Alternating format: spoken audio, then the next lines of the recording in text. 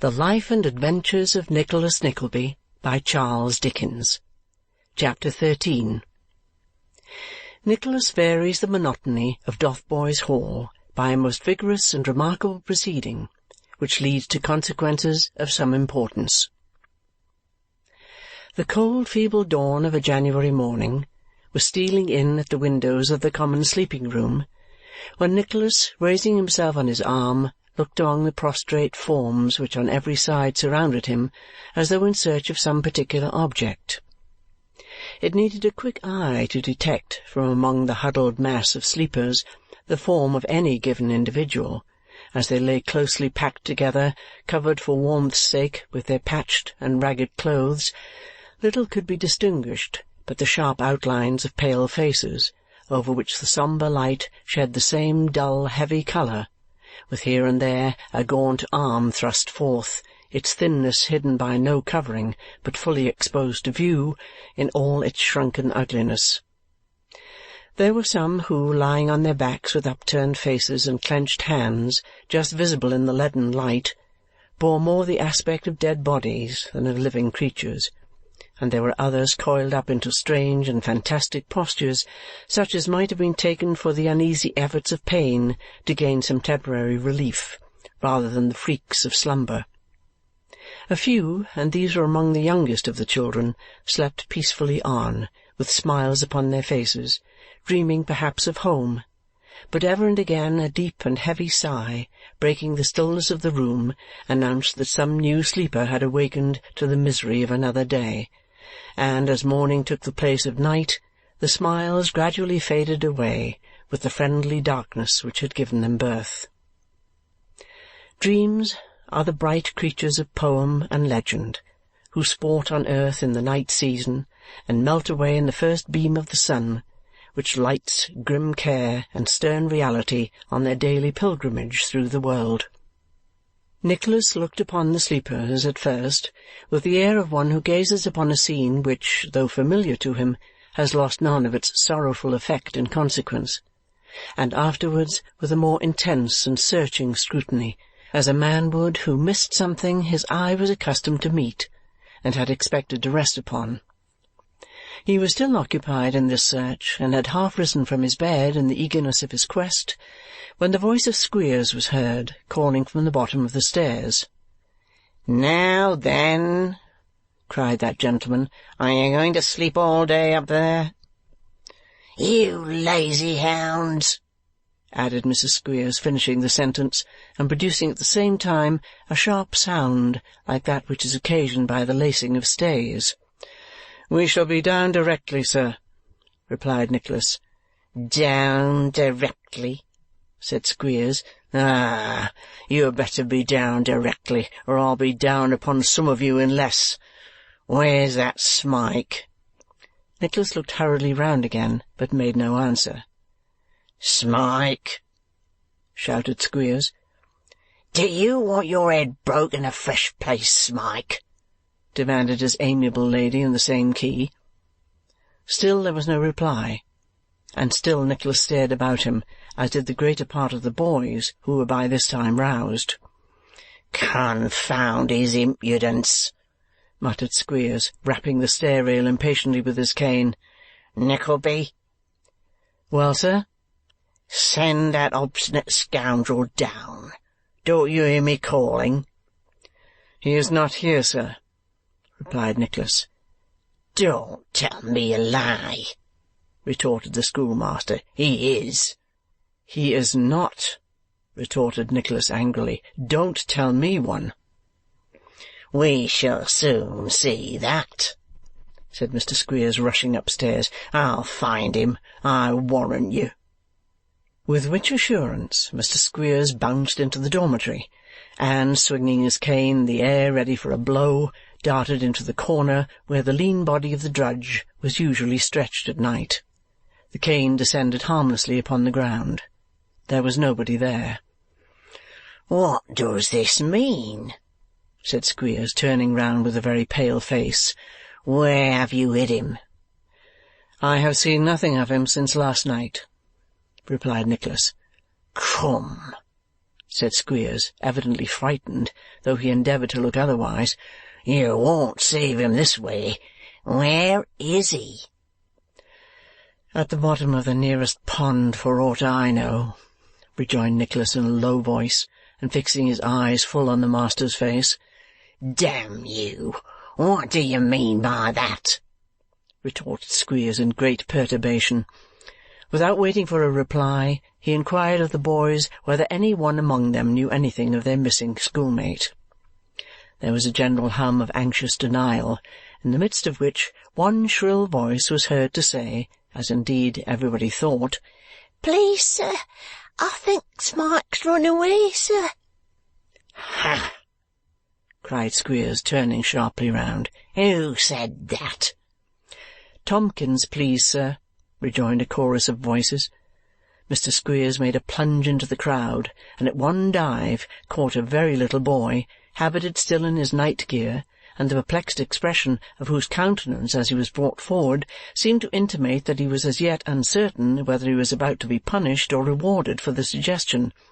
He was not long in doubt. "You think he has run away, do you, sir?" demanded Squeers. "Yes, please, sir," replied the little boy. "And what, sir?" said Squeers, catching the little boy suddenly by the arms and whisking up his drapery in a most dexterous manner. "What reason have you to suppose that any boy would want to run away from this establishment? Eh, sir?" The child raised a dismal cry by way of answer, and Mr. Squeers, throwing himself into the most favourable attitude for exercising his strength, beat him until the little urchin in his writhings actually rolled out of his hands, when he mercifully allowed him to roll away as best he could. "There," said Squeers. "Now, if any other boy thinks Smike has run away, I shall be glad to have a talk with him." There was, of course, a profound silence, during which Nicholas showed his disgust as plainly as looks could show it. "Well, Nickleby," said Squeers, eyeing him maliciously, "you think he has run away, I suppose?" "I think it extremely likely," replied Nicholas in a quiet manner. "Oh, you do you?" sneered Squeers. "Maybe you know he has." "I know nothing of the kind." "He didn't tell you he was going, I suppose, did he?" sneered Squeers. "He did not," replied Nicholas.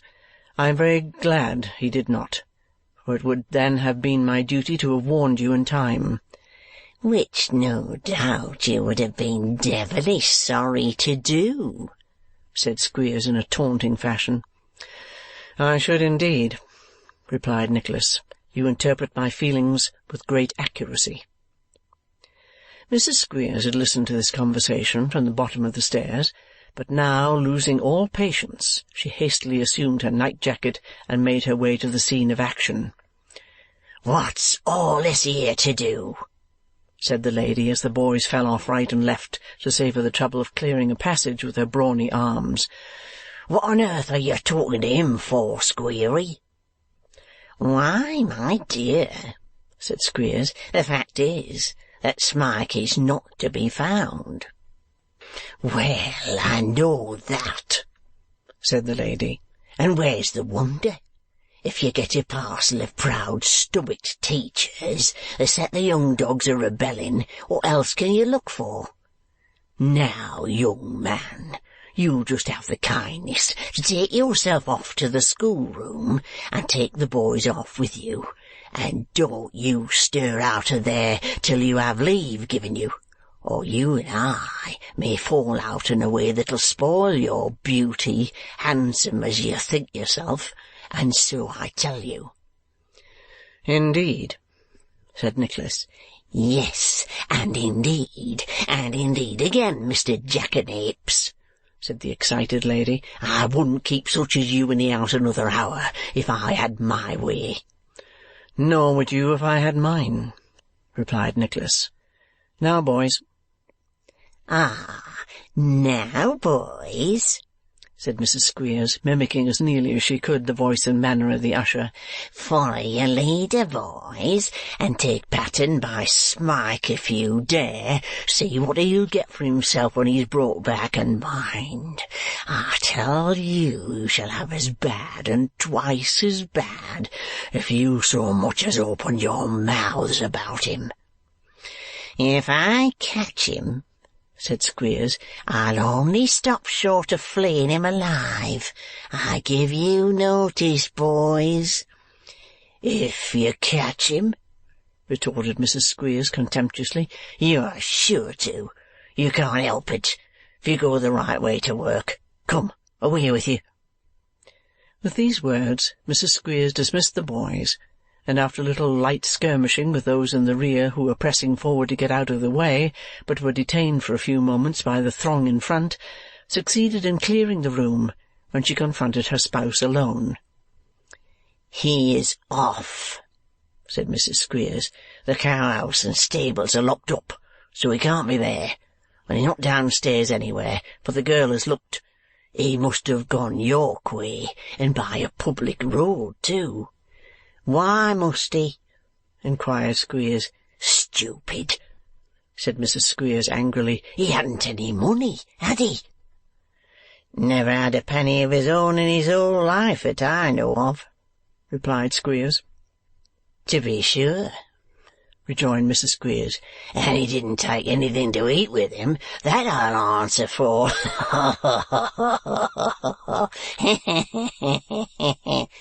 laughed Squeers.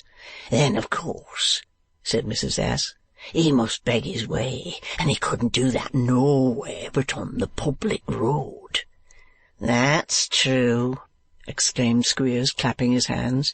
"True, yes, but you'd never have thought of it for all that if I hadn't said so," replied his wife. "Now, if you take the chaise and go one road, and I borrow Swallow's chaise and go the other, what with keeping our eyes open and asking questions, one or other of us is pretty certain to lay hold of him." The worthy lady's plan was adopted and put in execution without a moment's delay. After a very hasty breakfast and the prosecution of some inquiries in the village, the result of which seemed to show that he was on the right track, Squeers started forth in the pony chaise, intent upon discovery and vengeance. Shortly afterwards Mrs. Squeers, arrayed in the white top-coat and tied up in various shawls and handkerchiefs, issued forth in another chaise and another direction, taking with her a good-sized bludgeon, several odd pieces of strong cord, and a stout labouring man, all provided and carried upon the expedition with the sole object of assisting in the capture and, once caught, ensuring the safe custody of the unfortunate Smike. Nicholas remained behind in a tumult of feeling, sensible that whatever might be the upshot of the boy's flight, nothing but painful and deplorable consequences were likely to ensue from it. Death from want and exposure to the weather was the best that could be expected from the protracted wandering of so poor and helpless a creature, alone and unfriended, through a country of which he was wholly ignorant. There was little, perhaps, to choose between this fate and a return to the tender mercies of the Yorkshire school. But the unhappy being had established a hold upon his sympathy and a compassion which made his heart ache at the prospect of the suffering he was destined to undergo. He lingered on, in restless anxiety, picturing 1,000 possibilities, until the evening of next day, when Squeers returned alone and unsuccessful. "No news of the scamp," said the schoolmaster, who had evidently been stretching his legs on the old principle not a few times during the journey. "I'll have consolation for this out of somebody, Nickleby, if Mrs. Squeers don't hunt him down. So I give you warning." "It is not in my power to console you, sir," said Nicholas. "It is nothing to me." "Isn't it?" said Squeers in a threatening manner. "We shall see." "We shall," rejoined Nicholas. "Here's the pony run right off his legs, and me obliged to come home with a hack cob that'll cost 15 shillings besides other expenses," said Squeers. "Who's to pay for that? Do you hear?" Nicholas shrugged his shoulders and remained silent. "I'll have it out of somebody, I tell you," said Squeers, his usual harsh, crafty manner changed to open bullying. "None of your whining vapourings here, Mr. Puppy, but be off to your kennel, for it's past your bedtime. Come, get out." Nicholas bit his lip and knit his hands involuntarily, for his finger-ends tingled to avenge the insult. But remembering that the man was drunk, and that it could come to little but a noisy brawl, he contented himself with darting a contemptuous look at the tyrant, and walked, as majestically as he could, upstairs, not a little nettled, however, to observe that Miss Squeers and Master Squeers and the servant girl were enjoying the scene from a snug corner, the two former indulging in many edifying remarks about the presumption of poor upstarts, which occasioned a vast deal of laughter, in which even the most miserable of all miserable servant girls joined, while Nicholas, stung to the quick, drew over his head such bedclothes as he had, and sternly resolved that the outstanding account between himself and Mr. Squeers should be settled rather more speedily than the latter anticipated. Another day came, and Nicholas was scarcely awake when he heard the wheels of a chaise approaching the house. It stopped. The voice of Mrs. Squeers was heard, and in exultation ordering a glass of spirits for somebody, which was in itself a sufficient sign that something extraordinary had happened. Nicholas hardly dared to look out of the window, but he did so, and the very first object that met his eyes was the wretched Smike, so bedabbled with mud and rain, so haggard and worn and wild that, but for his garments being such as no scarecrow was ever seen to wear, he might have been doubtful even then of his identity. "Lift him out," said Squeers, after he had literally feasted his eyes in silence upon the culprit. "Bring him in. Bring him in. Take care," cried Mrs. Squeers as her husband proffered his assistance. "We tied his legs under the apron, and made 'em fast to the chaise to prevent his giving us the slip again." With hands trembling with delight, Squeers unloosened the cord, and Smike, to all appearance more dead than alive, was brought into the house and securely locked up in a cellar, until such time as Mr. Squeers should deem it expedient to operate upon him in presence of the assembled school. Upon a hasty consideration of the circumstances, it may be matter of surprise to some persons that Mr. and Mrs. Squeers should have taken so much trouble to repossess themselves of an encumbrance of which it was their wont to complain so loudly. But their surprise will cease when they are informed that the manifold services of the drudge, if performed by anybody else, would have cost the establishment some 10 or 12 shillings per week in the shape of wages, and furthermore that all runaways were, as a matter of policy, made severe examples of at Dotheboys Hall, inasmuch as, in consequence of the limited extent of its attractions, there was but little inducement beyond the powerful impulse of fear for any pupil provided with the usual number of legs and the power of using them to remain. The news that Smike had been caught and brought back in triumph ran like wildfire through the hungry community, and expectation was on tiptoe all the morning. On tiptoe it was destined to remain, however, until afternoon, when Squeers, having refreshed himself with his dinner and further strengthened himself by an extra libation or so, made his appearance, accompanied by his amiable partner, with a countenance of portentous import, and a fearful instrument of flagellation, strong, supple, wax-ended, and new, in short, purchased that morning expressly for the occasion. "Is every boy here?" asked Squeers in a tremendous voice. Every boy was there, but every boy was afraid to speak, so Squeers glared along the lines to assure himself, and every eye drooped and every head cowered down as he did so. "Each boy keep his place?" said Squeers, administering his favourite blow to the desk, and regarding with gloomy satisfaction the universal start which it never failed to occasion. "Nickleby, to your desk, sir."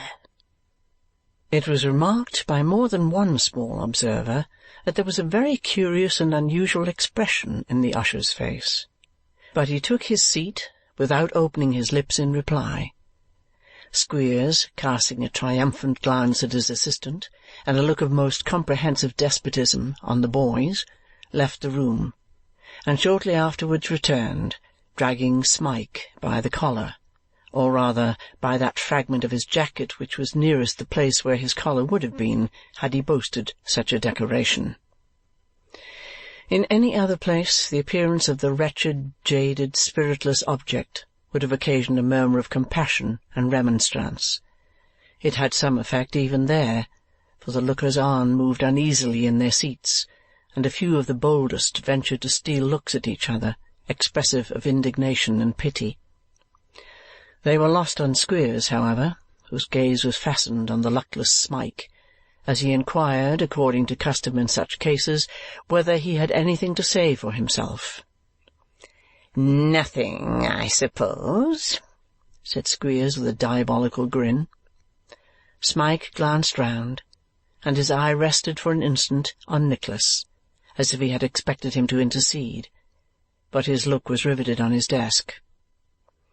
"Have you anything to say?" demanded Squeers again, giving his right arm 2 or 3 flourishes to try its power and suppleness. "Stand a little out of the way, Mrs. Squeers, my dear. I've hardly got room enough." "Spare me, sir," cried Smike. "Oh, that's all, is it?" said Squeers. "Yes, I'll flog you within an inch of your life, and spare you that." laughed Mrs. Squeers. "That's a good 'un." "I was driven to do it," said Smike faintly, and casting another imploring look about him. "Driven to do it, were you?" said Squeers. "Oh, it wasn't your fault, it was mine, I suppose, eh?" "A nasty, ungrateful, pig-headed, brutish, obstinate, sneaking dog!" exclaimed Mrs. Squeers, taking Smike's head under her arm and administering a cuff at every epithet. "What does he mean by that?" "Stand aside, my dear," replied Squeers. "We'll try and find out." Mrs. Squeers, being out of breath with her exertions, complied. Squeers caught the boy firmly in his grip. One desperate cut had fallen on his body. He was wincing from the lash and uttering a scream of pain. It was raised again, and again about to fall, when Nicholas Nickleby, suddenly starting up, cried, "Stop!" in a voice that made the rafters ring. "Who cried stop?" said Squeers, turning savagely round. "I," said Nicholas, stepping forward. "This must not go on." "Must not go on?" cried Squeers, almost in a shriek. "No," thundered Nicholas. Aghast and stupefied by the boldness of the interference, Squeers released his hold of Smike, and falling back a pace or 2, gazed upon Nicholas with looks that were positively frightful. "I say must not," repeated Nicholas, nothing daunted. "Shall not. I will prevent it." Squeers continued to gaze upon him, with his eyes starting out of his head, but astonishment had actually for the moment bereft him of speech. "You have disregarded all my quiet interference in the miserable lad's behalf," said Nicholas. "You have returned no answer to the letter in which I begged forgiveness for him, and offered to be responsible that he would remain quietly here. Don't blame me for this public interference. You have brought it upon yourself, not I." "Sit down, beggar!" screamed Squeers, almost beside himself with rage, and seizing Smike as he spoke. "Wretch!" rejoined Nicholas fiercely. "Touch him at your peril. I will not stand by and see it done. My blood is up, and I have the strength of 10 such men as you. Look to yourself, for by heaven I will not spare you if you drive me on." "Stand back!" cried Squeers, brandishing his weapon. "I have a long series of insults to avenge," said Nicholas, flushed with passion, "and my indignation is aggravated by the dastardly cruelties practised on helpless infancy in this foul den. Have a care, for if you do raise the devil within me, the consequences shall fall heavily upon your own head." He had scarcely spoken when Squeers, in a violent outbreak of wrath, and with a cry like the howl of a wild beast, spat upon him and struck him a blow across the face with his instrument of torture, which raised up a bar of livid flesh as it was inflicted. Smarting with the agony of the blow, and concentrating into that one moment all his feelings of rage, scorn, and indignation, Nicholas sprang upon him, wrested the weapon from his hand, and pinning him by the throat, beat the ruffian till he roared for mercy. The boys, with the exception of Master Squeers, who, coming to his father's assistance, harassed the enemy in the rear, moved not hand or foot. But Mrs. Squeers, with many shrieks for aid, hung on to the tail of her partner's coat and endeavoured to drag him from his infuriated adversary, while Miss Squeers, who had been peeping through the keyhole in expectation of a very different scene, darted in at the very beginning of the attack, and after launching a shower of inkstands at the usher's head, beat Nicholas to her heart's content, animating herself at every blow with the recollection of his having refused her proffered love, and thus imparting additional strength to an arm which, as she took after her mother in this respect, was at no time one of the weakest. Nicholas, in the full torrent of his violence, felt the blows no more than if they had been dealt with feathers. But, becoming tired of the noise and uproar, and feeling that his arm grew weak besides, he threw all his remaining strength into 6 finishing cuts, and flung Squeers from him with all the force he could muster. The violence of his fall precipitated Mrs. Squeers completely over an adjacent form, and Squeers, striking his head against it in his descent, lay at his full length on the ground, stunned and motionless. Having brought affairs to this happy termination, and ascertained to his thorough satisfaction that Squeers was only stunned and not dead, upon which point he had had some unpleasant doubts at first, Nicholas left his family to restore him and retired to consider what course he had better adopt. He looked anxiously round for Smike as he left the room, but he was nowhere to be seen. After a brief consideration, he packed up a few clothes in a small leathern valise, and finding that nobody offered to oppose his progress, marched boldly out by the front door, and shortly afterwards struck into the road which led to Greta Bridge. When he had cooled sufficiently to be enabled to give his present circumstances some little reflection, they did not appear in a very encouraging light. He had only 4 shillings and a few pence in his pocket, and was something more than 250 miles from London, whither he resolved to direct his steps, that he might ascertain, among other things, what account of the morning's proceedings Mr. Squeers transmitted to his most affectionate uncle. Lifting up his eyes as he arrived at the conclusion that there was no remedy for this unfortunate state of things, he beheld a horseman coming towards him, whom, on nearer approach, he discovered, to his infinite chagrin, to be no other than Mr. John Browdie, who, clad in cords and leather leggings, was urging his animal forward by means of a thick ash stick, which seemed to have been recently cut from some stout sapling.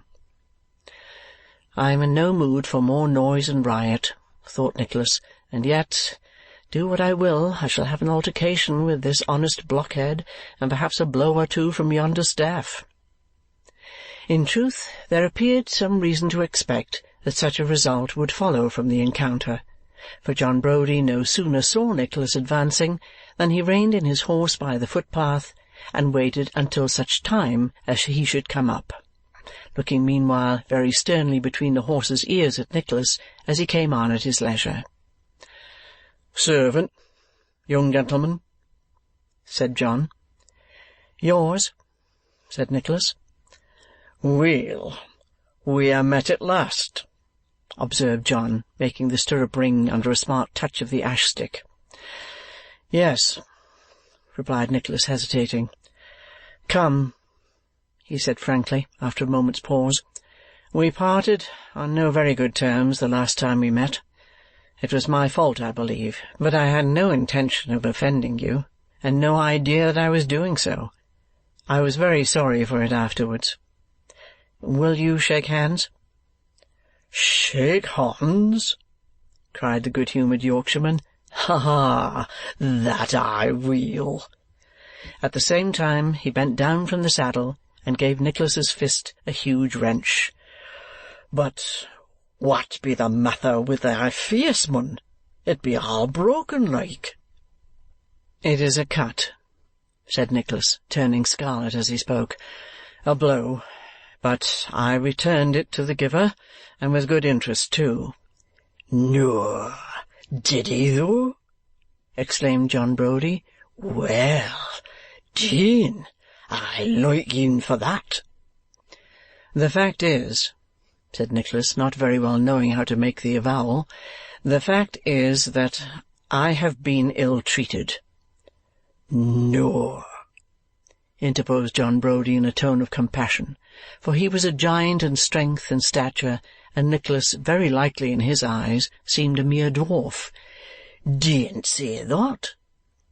"Yes, I have," replied Nicholas, "by that man Squeers, and I have beaten him soundly, and am leaving this place in consequence." "What?" cried John Browdie with such an ecstatic shout that the horse quite shied at it.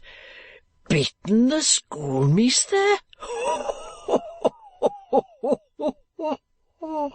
Beaten the schoolmeasther? Who ever heard o' the like o' that, noo? Give us thee hand again, youngster. Beaten the schoolmeasther? Dang it, I love thee for it." With these expressions of delight, John Browdie laughed and laughed again, so loud that the echoes far and wide sent back nothing but jovial peals of merriment, and shook Nicholas by the hand meanwhile no less heartily. When his mirth had subsided, he inquired what Nicholas meant to do. On his informing him to go straight to London, he shook his head doubtfully and inquired if he knew how much the coaches charged to carry passengers so far. "No, I do not," said Nicholas, "but it is of no great consequence to me, for I intend walking." "Gang awa' to Lunnon afoot?" cried John in amazement.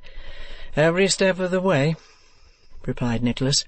"I should be many steps further on by this time, and so good-bye." "Nay, no," replied the honest countryman, reining in his impatient horse. "Stand still, Telly. How much cash hast thee gotten?" "Not much," said Nicholas, colouring, "but I can make it enough. Where there's a will, there's a way, you know." John Browdie made no verbal answer to this remark, but putting his hand in his pocket, pulled out an old purse of solid leather, and insisted that Nicholas should borrow from him whatever he required for his present necessities. "Dean't be afeard, mun," he said. "Tak enough to carry thee home. Thee'lt pay me yandy, I warrant."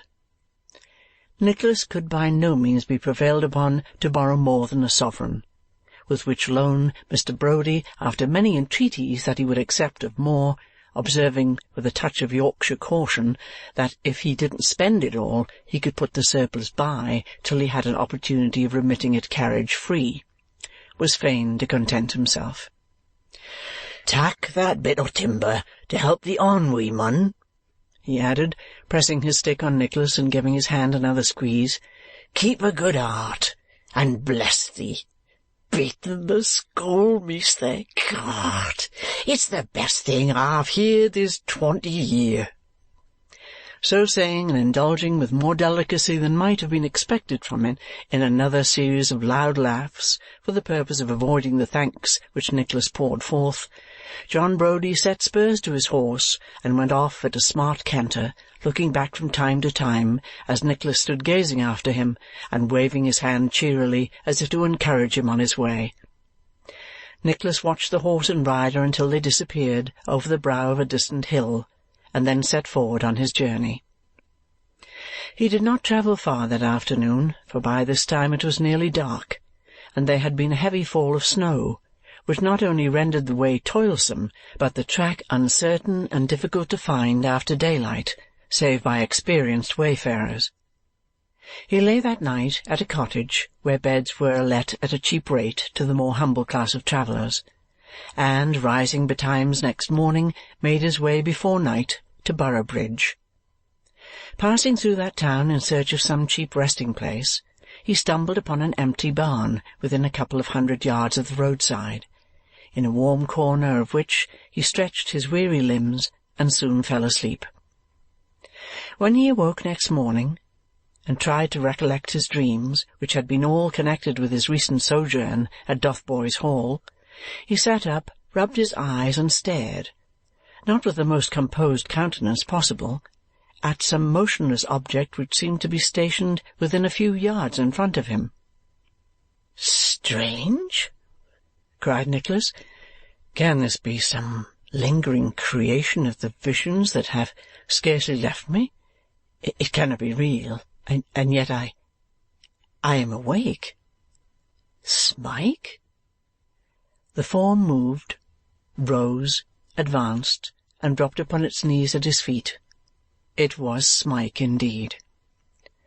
"Why do you kneel to me?" said Nicholas, hastily raising him.